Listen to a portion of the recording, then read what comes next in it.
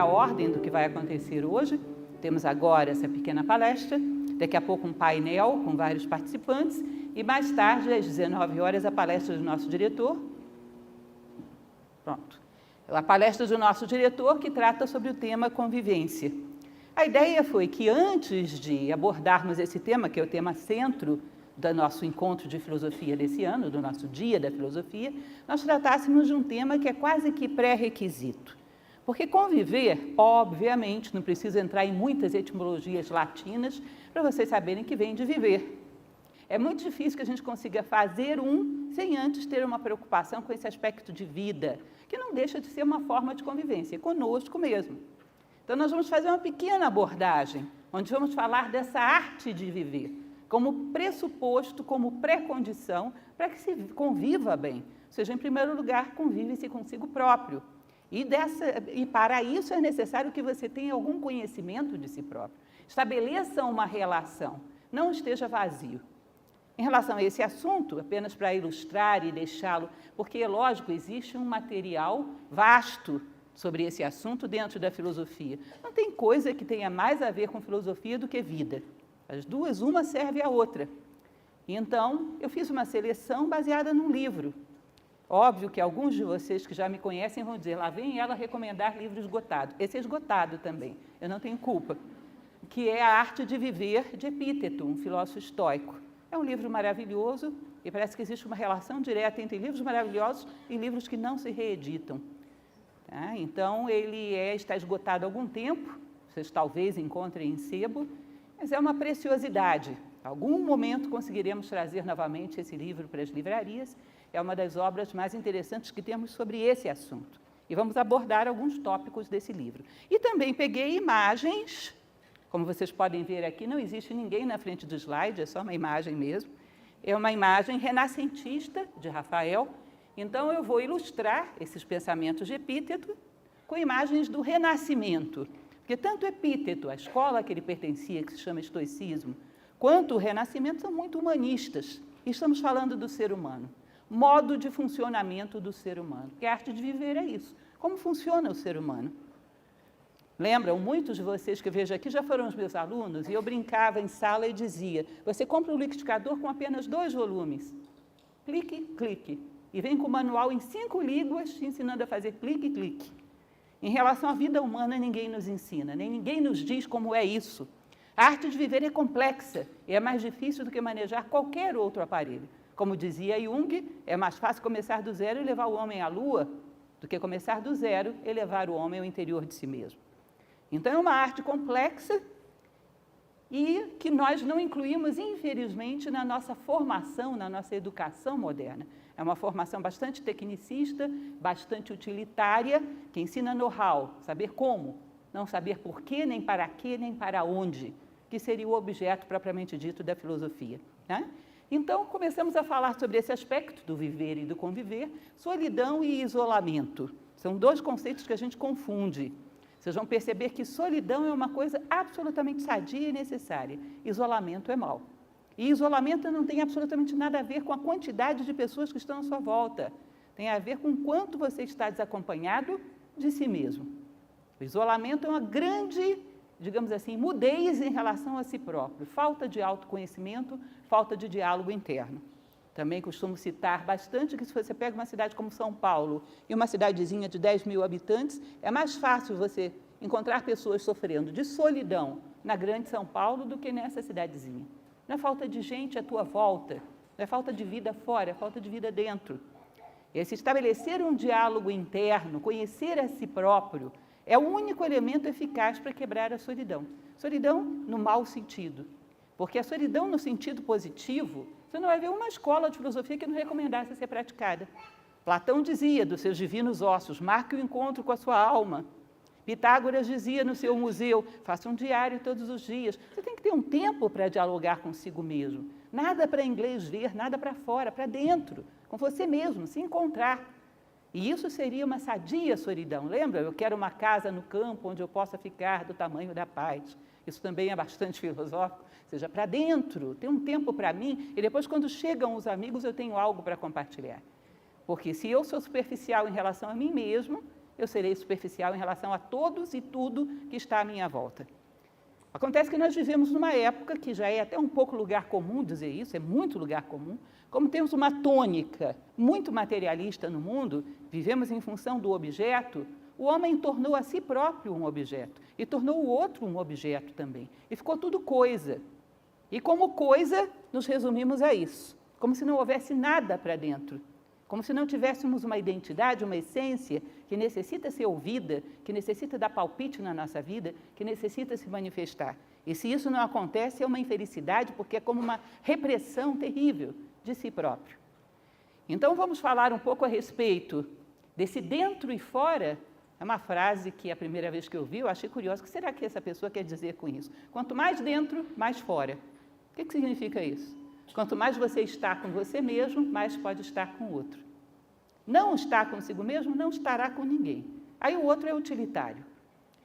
Serve a sua carência, serve a sua necessidade de uma testemunha para a sua vida pessoal, para que ela não passe anônima, serve para algum tipo, nós não somos muito conscientes dessa manipulação, mas acabamos manipulando.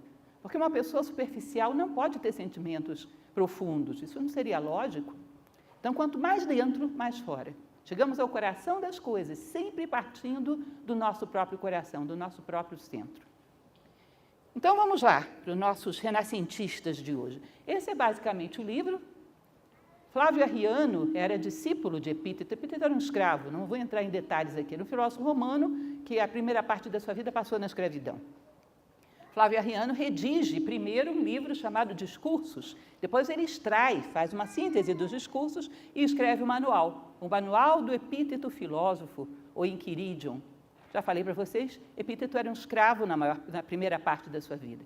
E parece que o seu amo não era das pessoas, digamos assim, mais tranquilas, era irascível. Ele teve aí uma parte da vida muito difícil. E tem pensamentos que fazem com que o homem esteja preparado para qualquer circunstância da vida. E sabe equacionar muito bem a sua vida.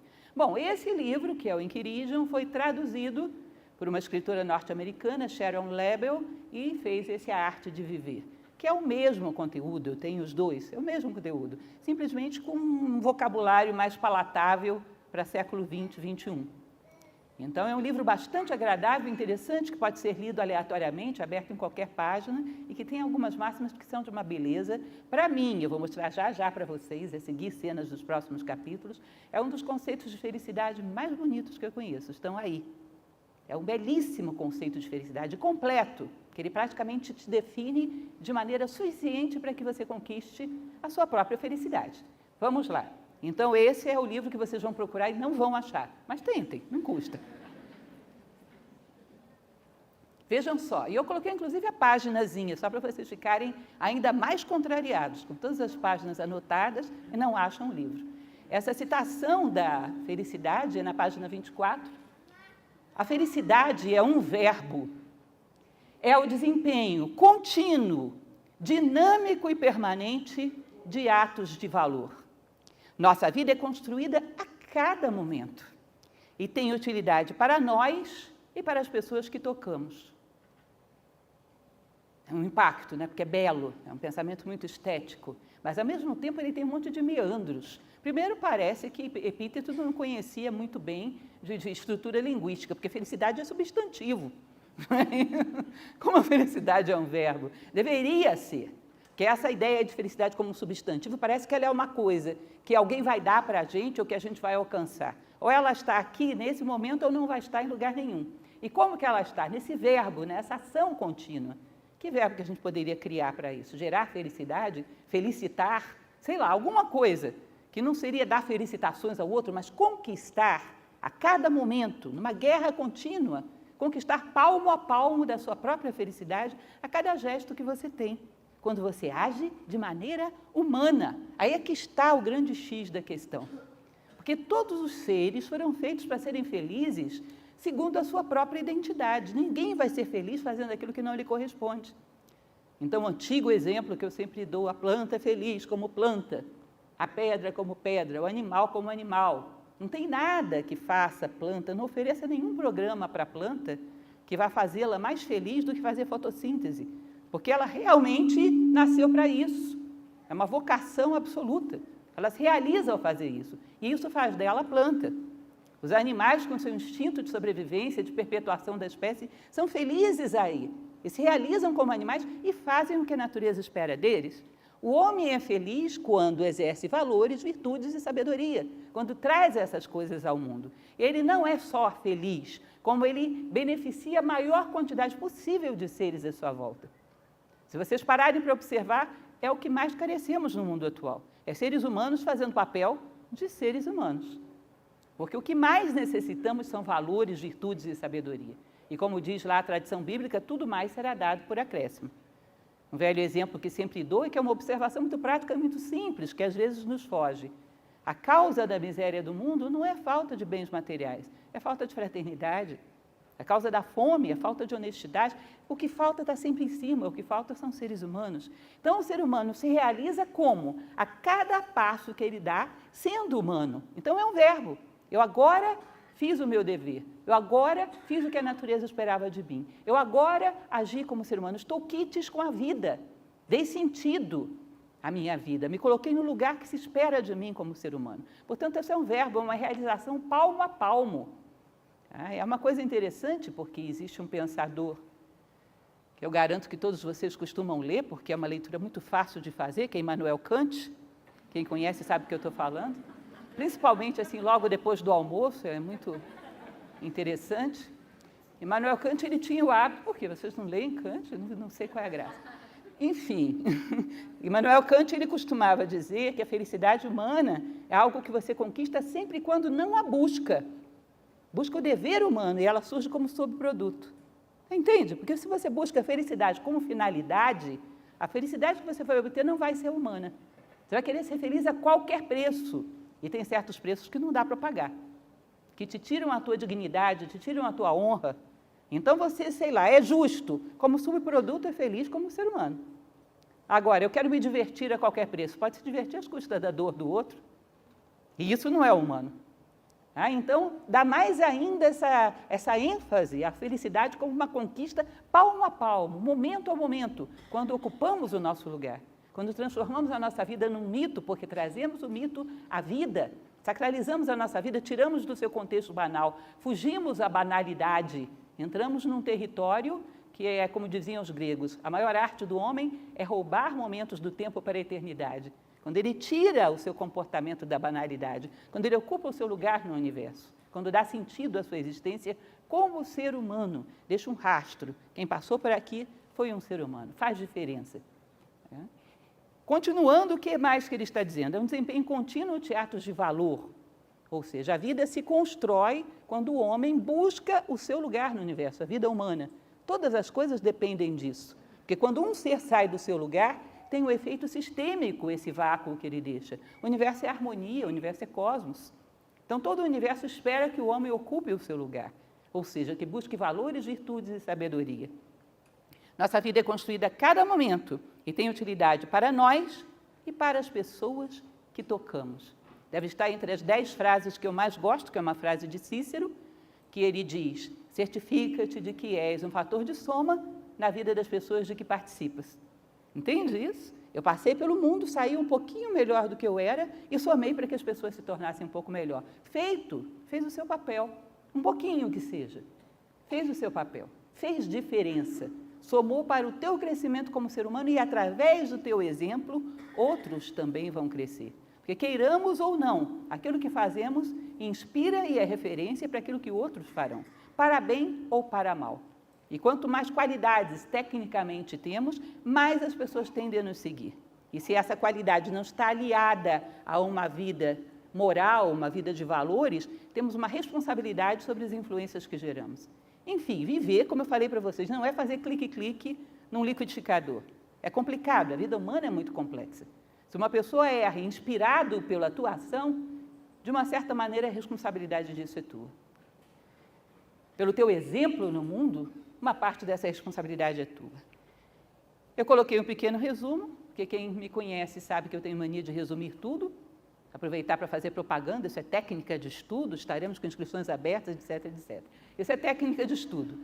Tudo que você lê, faça um resumo, porque no final das contas, no final da sua vida, você vai olhar para trás e vai ter que fazer um resumo, uma síntese. O que eu aprendi aqui, o que eu ensinei, o que eu fiz. Uma síntese. Tudo que passa pela nossa mão, a gente tem que ter um foco.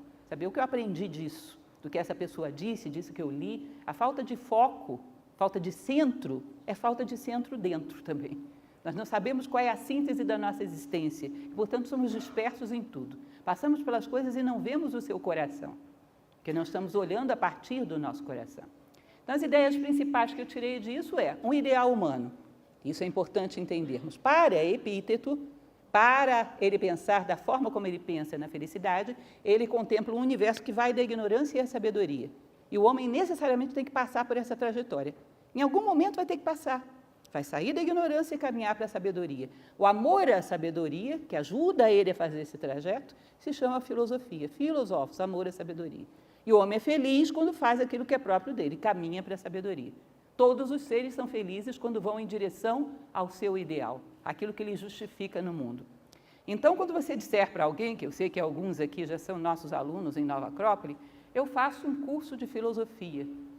Você vai ouvir coisas do tipo, que besteira, por que você não vai fazer um curso de informática, de mandarim, que está na moda, não é isso? De uma outra coisa qualquer, filosofia é uma perda de tempo. Talvez você não vá responder para ser delicado, mas para você mesmo você tem que ter resposta. Saber que filosofia não é uma escolinha, um cursinho num cantinho. Filosofia é amor à sabedoria que te ajuda a caminhar para lá e você vai ter que ir de qualquer forma, com curso ou sem curso. Mais cedo ou mais tarde você vai ter que caminhar para lá. Um curso de filosofia te ajuda a fazer esse caminho de forma mais consciente e menos dolorosa. Por isso, sempre existiram escolas de filosofia. Mas não pense que algum ser humano está isento da obrigação, pelo que ele é, de caminhar para a sabedoria, de sair daqui um pouco melhor do que chegou e ajudar os demais a crescerem. Isso é inexorável. A filosofia é uma parceira inexorável da vida. Queira você que alguém te ajude ou não, mas você não vai abrir mão da filosofia. Fator de soma, já falamos, deveria ser uma preocupação em última instância na nossa vida, uma das virtudes principais é a fraternidade. Eu acho interessante como é que às vezes as pessoas muito simples sabem disso. A minha vida se justifica quando eu somo para que alguém se torne melhor. A tradição budista diz, mais do que 1000 palavras sem sentido, vale uma palavra que traz consolo a quem a ouve. Você já disse a sua palavra? Já fez diferença na vida de alguém? Porque lá no final, quando você olhar para trás, o que vai ter valido na tua vida é isso. Se você cresceu e ajudou alguém a crescer, se foi fator de soma. Se eu fui hoje, se eu fui amanhã, isso vai somando e isso será a minha vida. Quando eu passo por um ser humano, estabeleço um contato com ele hoje, agora, ali na rua, ele sai melhor ou pior do que estava antes de me encontrar? Com a consciência mais elevada ou mais baixa? Com mais nobreza ou menos? E isso, resultante de encontros como esse, será o meu papel na minha vida. Será a função que eu cumpri no mundo. E é bom avaliar, porque a vida não é tão longa assim. Continuando, ele vai falar da fidelidade. Fides, que é a mesma raiz da palavra confiança, né? Confides. Ele vai definir de maneira muito bonita a fidelidade. Fidelidade é a atitude correta, é crer na vida como um todo ordenado, segundo leis. É não querer controlar o que não depende de nós. A fidelidade é o antídoto da amargura e da perplexidade. Fidelidade, gente, é crer na vida como um todo ordenado, ou seja, a vida não é caos, é cosmos. Não adianta fazer filosofia para quem acha que a vida é caos. Tudo que eu ensinar para você hoje ou amanhã é aleatório, para que você vai estudar tudo isso? Vamos curtir. Não que curtir seja mal, vamos lá, curtir é bom. Mas que nós saibamos que as nossas ações geram uma reação condizente, isso é inexorável, a vida não é caos. Inclusive, se a vida fosse caos, o meu pensamento, que faz parte da vida, também seria. E nós não estaríamos nos entendendo aqui. Se existe cosmos na minha mente, existe cosmos no mundo, existe ordem. A vida é como um todo ordenado. Vocês não sabem como faz diferença acreditar nisso. Sabe por quê? Porque se a vida tem um sentido e ela é ordenada, as coisas que acontecem contigo não são à toa. Elas têm um sentido simbólico, elas estão querendo te ensinar alguma coisa, existe uma pedagogia na vida, ou não? Por que aconteceria? Não existe caos no mundo? Acreditar que a vida é ordenada redime a arbitrariedade da tua vida. Sabe o que significa essa frase bonita? Significa que você pode interpretar cada fato e saber por que eu passei por aqui. É como se você viesse à vida com um cartão cifrado. Eu vim para a vida para poder crescer em tais e tais aspectos. Então, esse cartão cifrado atrai para mim todos os fatores que vão me proporcionar essa experiência que eu preciso viver para crescer. Então, esses fatores vão vir através de pessoas, de circunstâncias. Por que elas vieram? Porque eu chamei. Entendem isso? Porque eu passei por tal circunstância? Porque eu precisava passar. Se não fosse esse agente, seria outro. Se não fosse desse local, seria em outro. Mas eu chamei essas coisas para a minha vida. Por quê? Porque eu necessitava passar por elas para crescer. Isso se chama provas. Você não gostaria de matricular seu filho num colégio e não ter nenhuma prova. Você sabe que o menino não ia aprender nada. E a pedagogia humana é uma cópia da pedagogia da vida. As provas, os obstáculos, vêm porque dentro de nós existe um magnetismo, que é a nossa necessidade de experiência, a nossa necessidade de crescimento, que atrai os fatores. Houve um aluno meu, alguns anos atrás, que ele me disse: professora, eu trabalho num local sui generis, sou eu mais 10 pessoas, são 10 chatos. Como pode ter tanta gente chata num local só? Aí eu falei para ele, foi o seguinte: você fez um concurso público para chatos e eles foram os aprovados. Evidente, você chamou esses chatos para a sua vida. Talvez para descobrir que você seja um deles, não sei, não vou julgar. Tá? Mas, de alguma maneira, você chamou isso para a sua vida. Eles estavam aí, soltos. E eles vieram porque havia uma necessidade de experiência mútua. Então, há uma atração que nós poderíamos chamar de magnética, uma forçação de barra, uma imagem, uma atração das coisas que necessitam gerar experiência mútua, uma para a outra, para que ambas cresçam a partir disso. E isso a gente chama de dificuldades, de problemas. Se nós entendemos aonde isso quer nos levar, teremos a capacidade de enfrentá-lo com sucesso, com muito mais chances de êxito. Entendam bem, somos filósofos. Nova Acrópole é uma instituição que hoje está pelo mundo afora, mais de 50 países. Somos filósofos, somos amantes da sabedoria, não somos sábios. Então, não estou dizendo para vocês que eu consigo enfrentar todos os meus problemas dessa forma, mas digo, estou tentando e não vou desistir. A filosofia significa ânimo de aperfeiçoamento e não perfeição. Significa que não desistimos de redimir a nossa vida da arbitrariedade, ou seja, de dar um sentido a tudo isso, de enfrentar as dificuldades como provas e superar essas provas. Não desistimos de dar um sentido ascendente à vida, mas não que já o tenhamos alcançado. Quem acha que já alcançou alguma coisa, dizia Sócrates, ou alcançou mesmo e é um sábio, ou não sabe nem o que tem que alcançar e é um ignorante. Em ambos os casos não é filósofo. Filósofo é aquele que sabe que está buscando e não abre mão disso. E é isso que estamos propondo. Vamos buscar. E não desistir, porque não há como desistirmos de nós mesmos. Estamos aqui para isso, a isso viemos. Então, a fidelidade é o antídoto da amargura e da perplexidade. Toda vez que achamos que a vida é caótica, achamos que as coisas são injustas conosco, que a vida nos dá coisas que não nos correspondem. O professor Jorge Ângelo Braga, que é o fundador de Nova Acrópole, ele diz: se uma coisa não fosse para você, digamos, eu arremesso uma bola em você. Se não fosse para você, passaria por cima, não seria da sua altura. Se te atingiu, é porque está no seu nível, na sua altura e é para você. As coisas que nos atingem são aquelas que necessitamos viver. Não existe caos, existe um sentido ascendente na superação das provas, como em tudo, como no colégio do seu filho. Então, a ideia do estoicismo era fazer com que o homem se situasse de forma consciente e harmoniosa na vida. Era um momento de crise. Por isso, acho que o estoicismo é tão propício para os nossos dias atuais, porque vivemos um momento de crise. Crise de valores, uma crise materialista, todas as outras crises vêm dessa. A crise de concretizarmos demais a vida em coisas meramente materiais, crise de falta de autoconhecimento, de alienação. Eles viviam uma época de crise.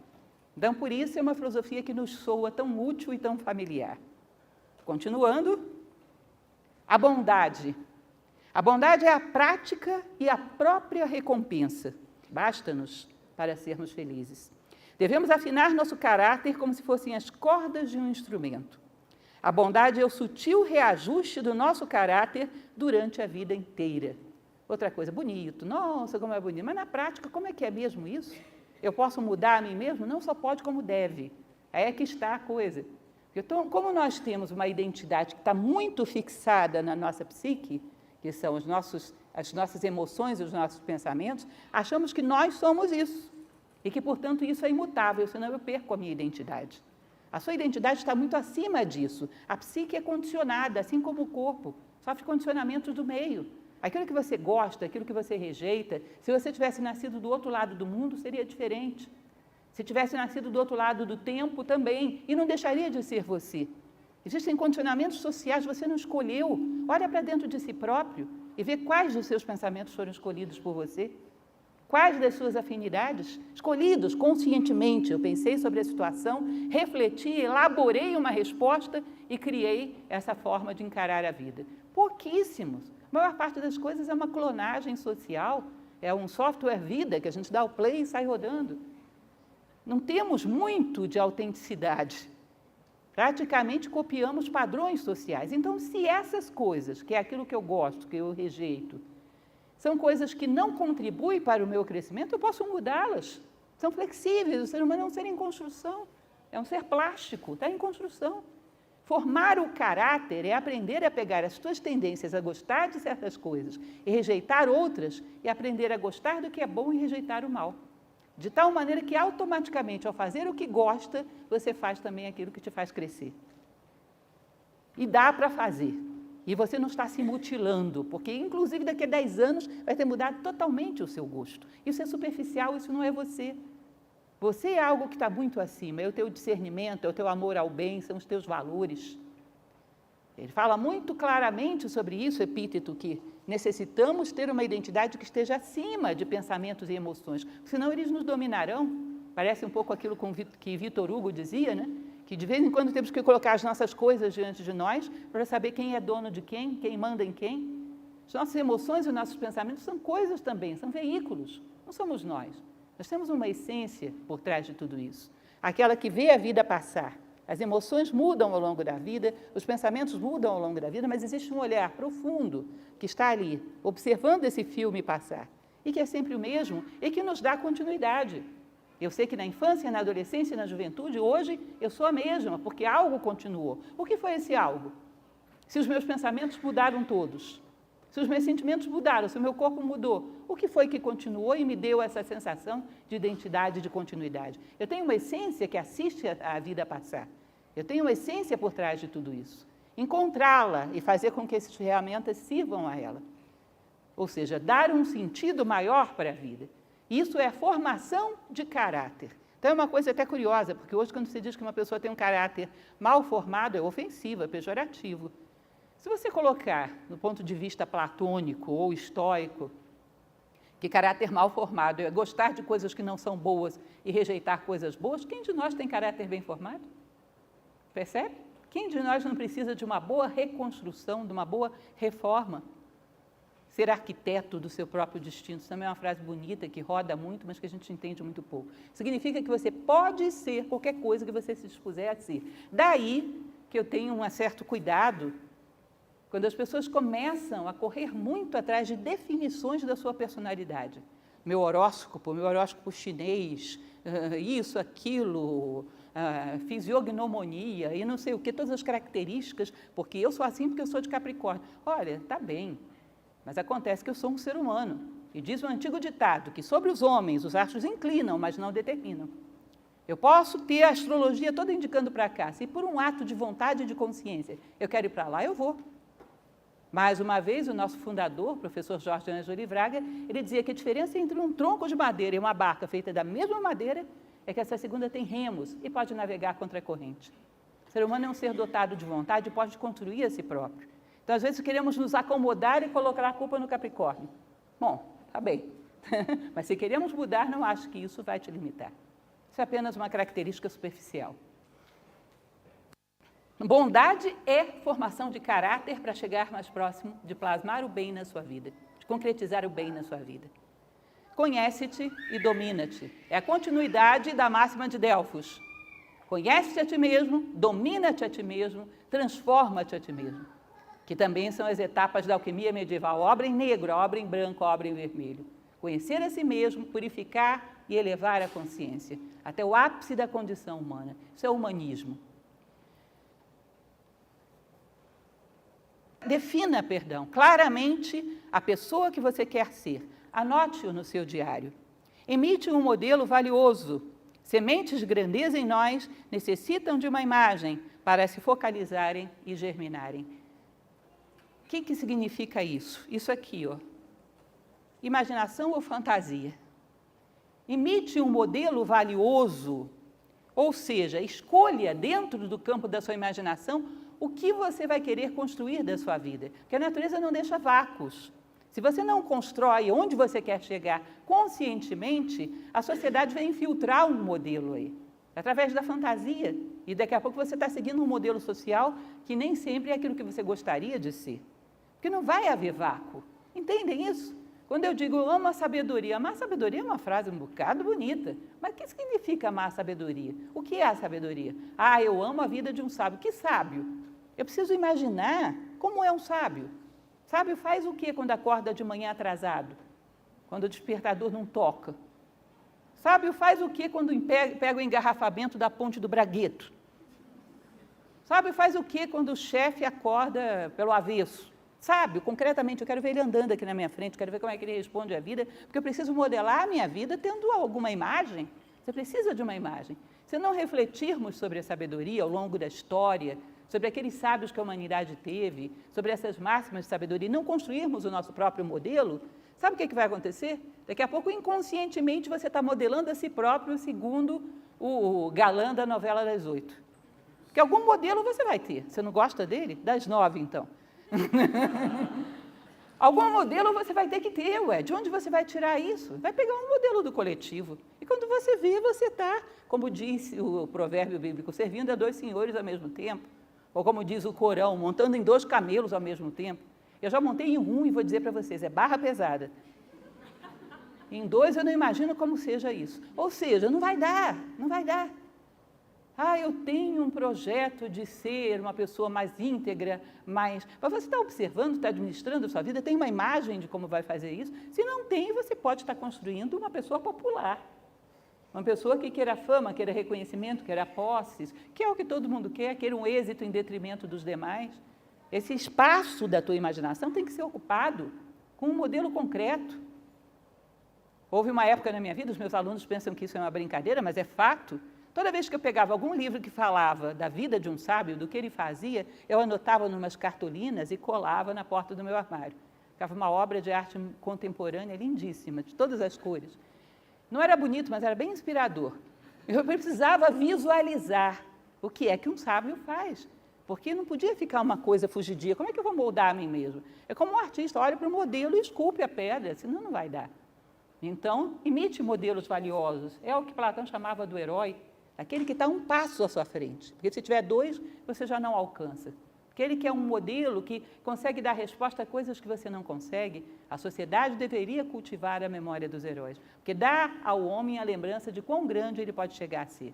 E ocupa esse espaço da imaginação. A natureza não deixa vácuo. Se você não ocupa, algum modelo social está ocupando. Procura que você vai achar. Continuando. A filosofia faz a exposição das premissas falsas da nossa vida, que são as causas do mal. Exige coragem. Filosofia, bom, lógico que você depois vai precisar de vontade para mudar, mas a filosofia não vai te deixar ter o benefício da omissão. Ela vai te mostrar. Se você é honesto consigo mesmo, ela vai te mostrar. Ah, eu falei com aquela pessoa no meu trabalho, quis ser sincero com ela, quis ajudá-la. Quando você entra e vai fazer uma reflexão, você vai ver, estava com inveja. Queria alfinetá-la. Ela teve alguma vitória que eu não tive, ou alguma coisa que eu não compartilhei, alguma coisa que eu não achei certo. Quis alfinetá-la. Por trás havia inveja. Como é doloroso você chegar na frente do espelho e dizer, eu tive inveja, eu fui competitivo, eu fui fraco, eu fui covarde. Mas da constatação vem a transformação. Senão você fica tentando trabalhar sobre uma coisa que você não é. Não dá certo, não tem modelo para isso. Imaginem vocês que eu me perdi, não sei onde é que fica o Museu da República. Aí ligo para alguém, ligo para o João. João, como é que eu faço para chegar aí? Primeira coisa que ele vai me perguntar, onde você está, Lúcia? Ah, não sei não, eu estou num lugar aqui meio estranho. Não vai dar. Ele não tem como me ensinar, porque ele precisa de 2 pontos. Onde eu quero chegar e onde eu estou. Se eu imagino que eu estou aqui, as referências que ele vai me dar estão todas erradas, não me desloco. Então, essa constatação de olhar os nossos motores e ver, bom, aqui foi inveja, aqui foi competição, aqui foi debilidade, ali foi preguiça, então as pessoas morrem, mas não dizem que são preguiçosas. E muitas vezes são. E é uma coisa curiosa, porque sem constatação não há possibilidade de trabalho. Então, a filosofia exige que você assuma as premissas falsas da sua vida, e isso exige coragem. Mas, a partir daí, se começa a transformação. O mal é subproduto da negligência, preguiça, distração em relação às metas da nossa vida. A felicidade nasce do empenho em nosso aprimoramento pessoal. Sabe o que é dormir o sono dos justos? Significa, hoje eu dei a minha batalha para responder à vida como ser humano. Toda vez que a vida me demandou algo, eu procurei responder como um ser humano deve responder. Eu procurei um modelo valioso, um mito que me inspirasse. Trouxe esse mito à vida. Hoje eu dei a minha batalha. Hoje eu fui humano, portanto ganhei meu dia. Mereço o sono humano, o sono dos justos. Quantos dias a gente tem direito ao sono dos justos? Quantos dias a gente deu a nossa batalha para responder à vida de forma humana? Ou quantos dias a gente perdeu essa batalha, mas pelo menos constatou e se dispôs a continuar lutando no dia seguinte? Porque não é tão importante a derrota. Se você aprende com ela, ela às vezes é extremamente útil. Se você está consciente e extrai dela o ensinamento para, nesse ponto, não ser derrotado novamente. Tá? Então, o mal é subproduto da negligência. E às vezes é negligência e às vezes é inconsciência. Eu não sei onde eu quero chegar como ser humano. E, portanto, não tem como avaliar se está certo ou errado. Se eu sei e negligencio, é uma coisa, mas às vezes nem estabeleço uma meta, exatamente para que ninguém me cobre, para que a minha própria consciência não me cobre. Conto também uma história antiga de quando eu entrei em Nova Acrópole, essa é muito antiga. Quando eu entrei em Nova Acrópole, liguei para um aluno meu de filosofia e perguntei, por que você não tem vindo às aulas? O dia não está bom para você? Vamos conseguir uma outra turma? E essa pessoa me deu uma resposta, eu realmente não consegui que ele voltasse, mas essa resposta dele me foi muito útil. Ele disse o seguinte, eu não vou mais fazer filosofia, sabe por quê? As coisas que você está me dizendo, que vocês estão me dizendo, vão me obrigar a mudar, e eu não quero mudar de jeito nenhum, isso dá um trabalho danado. Então, eu prefiro não saber. Não sei, nem quero saber e tenho raiva de quem sabe. Isso dá trabalho. Então, eu não vou mais porque vocês estão me contando coisas que vão me comprometer. Ou seja, eu não tive resposta na época e não sei se eu teria hoje. É uma situação complexa. Quem não quer mudar, não tem jeito. Então, não só a negligência em relação aos nossos objetivos, mas às vezes nem ter objetivos, para não se comprometer com eles. Então, fica uma vida absolutamente sem referências. E essa vida sem referências, nós achamos que ao incluir nela benefícios materiais, ela realmente está se aperfeiçoando em alguma coisa. Hoje há um certo radicalismo em relação a benefícios materiais. Há pessoas que acham que o problema do mundo atual são os computadores, os telefones celulares. Olha, honestamente, como filósofa, eu acho que essa história é um pouco mal explicada. As coisas materiais são boas, como meios. Elas não são suficientes para ser fim na nossa vida. Eu fico imaginando se Platão tivesse o WhatsApp, isso seria um arraso. Vocês já imaginaram? O mundo inteiro recebendo o mito da caverna. Eu acho que essas coisas são boas. O problema é o homem não ter finalidades. Elas não são suficientes para justificar a vida humana. Não coloque a culpa nas coisas. O problema é do operador, como diz a assistência técnica do meu computador às vezes. O problema é do operador. Não temos uma referência. Se não temos uma referência, aí sim, as coisas, os aparatos técnicos que construímos, às vezes podem ser até duvidosos. Porque se você está indo para um abismo, se você for de Porsche, chega muito mais rápido. Era melhor ir a pé, ou de bicicleta, não é isso? Se você não tem uma finalidade de vida, se você vai para o abismo, não vai de Porsche, é muito rápido. Cai rápido. Então, é melhor um meio mais lento. Então, as coisas se desvalorizam quando o homem não tem um sentido maior para a sua vida. Engrenagens e motivações, já falamos um pouco sobre isso, né? As engrenagens que estão por trás, sabe o que significa isso? Quais são as formas mentais e as crenças que realmente regem a minha vida? Quais são as minhas verdadeiras motivações? Porque isso é que gera frutos no mundo. Se vocês virem, por exemplo, o Egito, tem cidades, tem ruínas grandiosas, não dá para acreditar que passou tanta gente por ali e passou tanto tempo. Existe uma frase, inclusive, que diz que todos temem o tempo, mas o tempo teme as pirâmides. Porque como aquilo desafia o tempo, é impressionante. Você acha, muita gente tentou construir muita coisa no mundo, inclusive no próprio Egito. Mas parece que aqueles que tinham uma intenção mais pura, a obra corre atrás da eternidade. No próprio Egito, Akenaton tentou construir uma capital, Tel Amarna, que hoje não existe nada, só deserto. Uma cidadezinha pequenininha, feito bubasto, está lá. Mas Tel Amarna, que Akenaton tentou construir, que provavelmente foi um ato de vaidade da parte dele, o tempo não perdoou. As nossas motivações estão impregnadas na qualidade dos frutos que deixamos no mundo.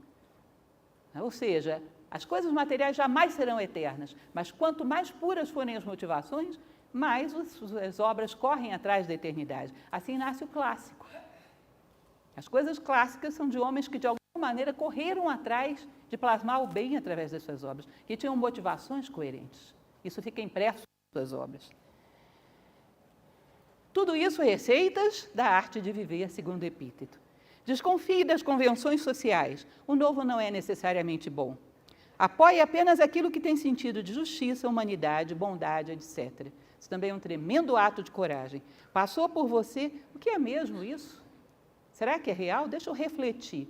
E às vezes vão achar que você é chato, não tem problema, talvez seja mesmo.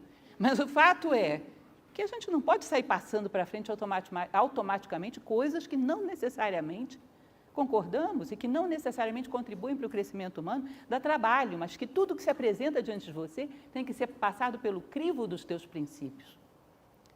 Vou dar um exemplo bastante bobo, que talvez alguns de vocês até não gostem, mas é um fato.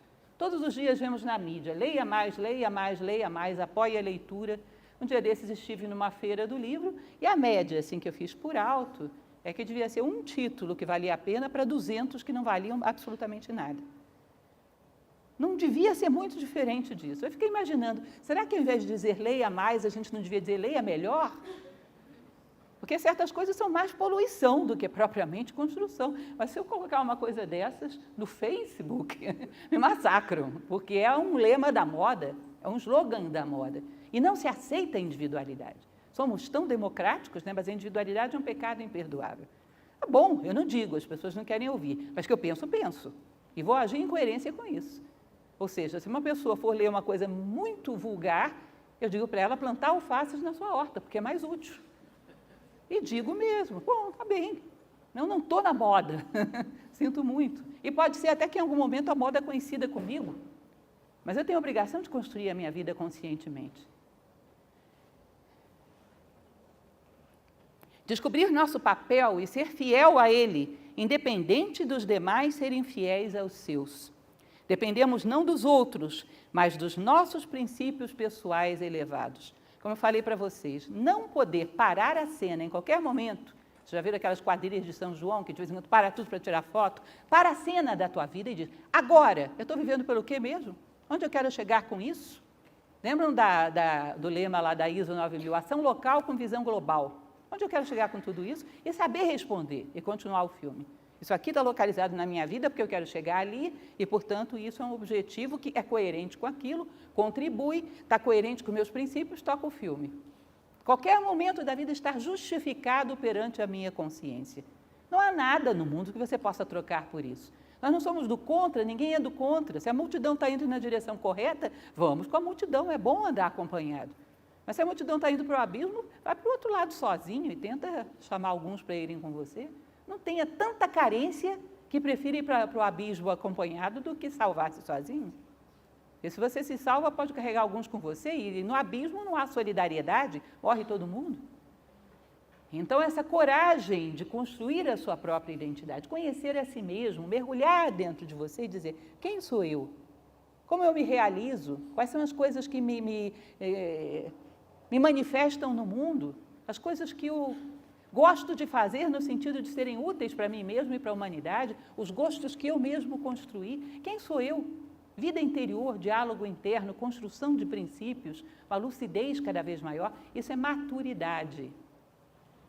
A alquimia medieval costumava dizer, se vocês não gostarem, culpa deles, não fui eu, foram eles, tá? Eles diziam o seguinte, que alguns seres humanos envelhecem feito certas frutas, passam da fase verde para a fase podre, não amadurecem. Falei que vocês não iam gostar, avisei. Porque maturidade não é uma questão de tempo, é uma questão de mérito humano. A consciência humana amadurece quando o homem tem mérito para isso.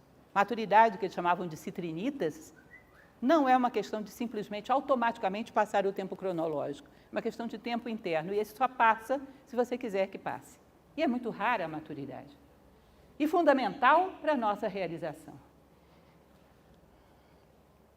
Identidade, que era exatamente o que falávamos, né? De onde ela vem, de dentro da nossa essência, de cima, como dizia o João Batista. Livre seu coração da ambição e do medo, e não ambicione ser outra coisa, senão o melhor de si mesmo. Vida excepcional é aquela que dá resposta ao que cabe a nós, da melhor maneira possível. Seja a velha frase bíblica, pelas vossas obras vos conhecerei. Quando você vê o rastro, por aqui passou um ser humano. Bom, que maravilha! Passou um ser humano pelo mundo, fiz meu papel. Cumpri com aquilo que a natureza esperava de mim. Mircea Eliade, que é um antropólogo do século passado, dizia que o sagrado é a função de dar sentido. Você sacraliza a sua vida quando ela tem sentido, ou seja, quando você faz aquilo que te corresponde como ser humano. Valores, virtudes e sabedoria. Legal. Dei o meu recado ao mundo. Não passei em vão. Todos os homens morrem, mas nem todos os homens vivem. Alguns só sobrevivem. Isso é frase de filme, Coração Valente, lembra? Cinema também é filosofia. Tem uma pessoa aqui que eu conheço que sabe muito bem disso. Cinema também é filosofia. Às vezes, né? Nem sempre. Reta ação, que é essa ação que busca manifestar a identidade humana no mundo. Não há bom ou mau acontecimento. A boa pessoa, que sempre se indaga, qual a coisa certa a fazer agora? Dar nome certo às coisas, constatar e não julgar. Isso que aconteceu comigo foi positivo ou foi negativo? Depende. Outra pessoa vivendo essa mesma situação, talvez sintetizasse de forma muito positiva, ou seja, o mal não está na coisa em si, mas num determinado apego, num determinado desejo que essa coisa contrariou e me tocou de forma particular. Se eu me colocasse diante da vida, aliás, uma das coisas que são fundamentais é não colocar nada de forma pessoal. Se eu me colocasse diante da vida como algo que trama para a minha evolução, não acharia que a vida me persegue ou que é injusta, coisa que constantemente fazemos. Se uma pessoa tem um defeito, sei lá, um defeito físico, e passa por você, você diz, puxa, vive com muita dignidade essa pessoa com esse defeito físico, que bom. Você não acha que ela tem aquele defeito físico para te atingir. Agora, se passa com um defeito moral, você diz, ela está fazendo isso só para me contrariar. E um defeito moral é muito pior do que um defeito físico. Ela não tem um defeito moral para te contrariar nem para te atingir. Ela tem porque foi o melhor que ela logrou ser até agora. Agora, ela está passando pela sua vida porque você chamou. Entende? Mas o que ela é? O melhor que ela logrou ser até agora, ela não faz isso por questão pessoal. Se personalizamos os problemas, aí começamos a nos sentir vítimas, que é o esporte mais praticado na sociedade atual. Vitimização. Dar nome certo às coisas, constatar e não julgar. Contemplar o mundo com frescor, sem esquemas prévios. Todos sabemos muito pouco. Arrogância é máscara da covardia. Contemplar o mundo com frescor significa ausência de preconceitos, cuidado com a memória. Imagine o seguinte, você toma suco de laranja. Esse suco de laranja, o ácido ascórbico, compõe no seu corpo uma defesa maior, dizem as boas línguas, né? Que compõe para você ficar menos gripado. Tá bom, digamos que é verdade, eu tenho uma maior resistência à gripe. Mas eu fiz o suco de laranja, os detritos disso, as cascas da laranja, eu jogo fora, claro. E a essência do suco de laranja ficou em mim, como uma resistência maior à vida. Imaginem se você, por gratidão ou por outra razão qualquer, saísse arrastando essas cascas de laranja pela vida fora. É mais ou menos o que fazemos com os acontecimentos. Nossa, você é uma pessoa tão paciente, aí você me diz, nem te conto, senta aqui que eu vou te contar quanto eu sofri para ser assim. Sabe o que ela está fazendo? Arrastando as cascas de laranja. O certo é que aprendêssemos da vida, mas esquecêssemos o quanto pagamos por isso. Isso seria o correto. Porque senão a memória nos contamina de uma maneira tal que a gente consegue dar nem mais um passo. E às vezes ainda pior, arrastamos as cascas e não tomamos o suco da laranja, ou seja, não aprendemos nada. Ainda pode acontecer isso. E aí passamos a ter um preconceito, julgamos o futuro e o presente a partir dessa carga do passado. Chega um determinado momento que não conseguimos dar nem mais um passo. Aí o livro tibetano o livro tibetano dos mortos saiu, o Bardo Thodol. Ele diz o seguinte, quando você carrega um peso tão grande que já não consegue mais crescer, você escolheu morrer, a vida só vem e executa. Porque não existe propósito para uma vida que não te dá a oportunidade de crescer. Entendem isso? A vida executa conforme o gosto do freguês. Não dá mais para crescer, para que vida? É meio duro, mas é algo para refletirmos, né? Porque parece bastante sensato. Combater hábitos negativos, espaçá-los, ganhar cada dia sem eles. Isso é uma coisa bastante interessante, porque um dos elementos que mais depõe contra um processo de autoaperfeiçoamento é achar que teremos vitórias fáceis. Nada muda muito fácil. Se eu passei entre uma crítica e outra, entre uma debilidade e outra, entre uma crise aguda de preguiça e outra, eu já ganhei alguma coisa. Os vícios são difíceis, estão muito arraigados. Se você vai dando uma batalha onde espaça os sintomas, ganha tempo, não desista de si próprio. Não podemos desistir de nós mesmos. É a brincadeira do regime, vocês conhecem, né? Quando é que a gente começa regime? Eternamente, per homine seculum seculorum, na segunda-feira. Né? Aí na segunda eu como logo uma tremenda barra de chocolate. Aí eu digo, não, agora eu desisto, agora eu vou comer 2, 3, porque já acabei com tudo. Não, você sofreu uma derrota, não desiste, continua lutando. Continua lutando. Ah, eu fraquejei, então deixa para lá. Não, não desiste, não tem como desistir. A vida não é algo que dê para desistir. Não podemos desistir da luta contra os nossos defeitos. Agora, não podemos ter a ilusão de que seremos vitoriosos de primeira mão, que venceremos fácil. Não é fácil. Mas disso se trata. Viemos ao mundo para sermos vitoriosos sobre nós mesmos e conquistarmos uma identidade mais pura e darmos o nosso recado ao mundo e dormirmos o grande sono dos justos e fim de papo. E não podemos abrir mão disso. Há que estar disposto a pagar o preço para saber viver, que é uma arte. É uma arte, é uma ciência, exige um requinte, uma precisão, observar os teus pensamentos, observar os teus sentimentos, ver as tuas verdadeiras motivações, criar um clima para que a tua consciência se eleve, ou seja, suscitar sempre pensamentos elevados, uma boa leitura, uma boa música, reflexões, uma reflexão profunda que você faz, às vezes te dá uma semana de consciência elevada. Essa semana mesmo falava sobre isso, existe uma frase que eu acho muito bonita, que diz que disciplina é fazer o necessário para manter a tua consciência elevada. Faça o necessário, ouça uma boa música, tenha uma boa conversa, tenha uma boa reflexão, faça o necessário para manter a sua consciência elevada. Dê a sua batalha todos os dias pela conquista de si próprio. Ponha seus princípios em prática agora. Determine seus princípios e submeta-se a eles como leis. Chega de desculpas e adiamento. Deste momento em diante, jure que vai parar de decepcionar-se consigo mesmo. Decida ser uma pessoa extraordinária e faça o que for preciso para sê-lo. Agora. Ou seja, realmente o epíteto coloca a gente contra a parede. Diz, vai lá, não é possível. Você tem todas as ferramentas, tem uma boa motivação, melhor do que qualquer outro ser, que é a motivação humana por excelência, construir a si próprio. Construir um mundo um pouquinho melhor porque você existiu. Vai agora. Não perde a oportunidade. E, por fim, eu trouxe para vocês uma frase que nem é do epíteto, é um pequeno ditado, que teve uma importância um pouco particular na minha vida, que é de um escritor irlandês. Ele diz o seguinte, a vida é uma pedra de amolar, desgasta-nos ou afia-nos, conforme o metal de que somos feitos. Então, se nos afia é porque o nosso metal não está bem temperado, o nosso aço talvez não esteja bem temperado. Bom, com o tempo que temos, esse é o pequeno recado que eu gostaria de trazer para vocês. Já passamos, inclusive, um pouco do horário. Eu espero que seja, pelo menos, objeto de reflexão, que possa trazer a vocês um sentimento de poder, de que eu posso e devo e tenho boas razões para construir uma vida mais humana. Porque a partir daí posso conviver. Senão, é uma ilusão. Eu crio uma fachada, um adestramento social, onde todos somos muito gentis, mas não estamos nem aí uns para os outros. Fachada não transforma, não traz felicidade, não resolve problemas sociais, porque qualquer tremor, ela vai por terra. O homem não é um ser adestrável. Você é o que você faz quando a última porta se fecha atrás de você. Ou você constrói a si próprio de forma mais humana, ou ninguém vai fazer de você um homem que convive melhor com outro ser humano. Vive numa bolha de isolamento e de egoísmo. Não tem um sentido de vida humano. Não há como modificar algo assim. Esse é o ponto de partida de qualquer mudança para qualquer problema que você se dispõe a tratar. Conhece-te a ti mesmo, transforma-te a ti mesmo. É isso, aí eu abro para perguntas.